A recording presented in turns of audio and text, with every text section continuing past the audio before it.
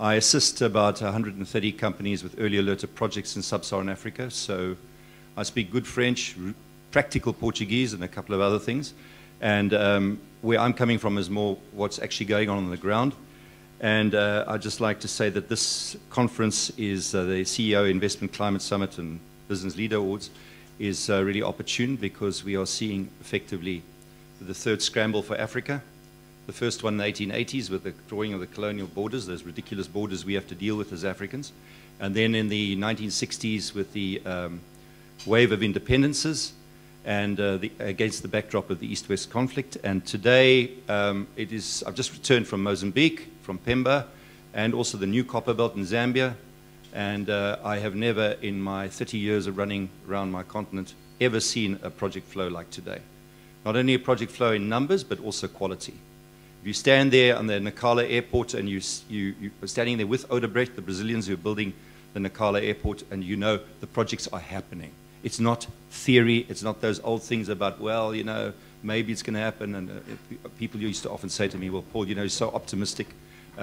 Why, you know, where are the projects? Well, the projects are happening. Nacala is happening. Mozambique is particularly active. So is Zambia. But I'm off to Guinea-Conakry now in a few days' time. So it is quite something. In the process, though, dealing with all strata, African investors mainly concerned with the financial side. I'm more concerned with the financial and operational. There are a number of disconnects that exist and are hampering us. There are disconnects within the business community itself. Operators don't understand what the financiers are talking about. The financiers don't understand what the operators are talking about. And the suppliers, et cetera, et cetera. Business is not, by its very nature, not homogenous. And we have a great challenge within the business sector to do that. And this kind of event will certainly address that. So we hope to have, this event will be repeated next year. So we hope to have a very practical event, something that leads to concrete suggestions and proposals and not just a one-off conference. So the idea is to advance the private sector platform this way, get the dialogue platform going which really involves the private sector because our partners at the World Bank Group are committed to that, as you've just heard. And another nice thing that I was told in the brief, which I rather liked, is the reference to success stories.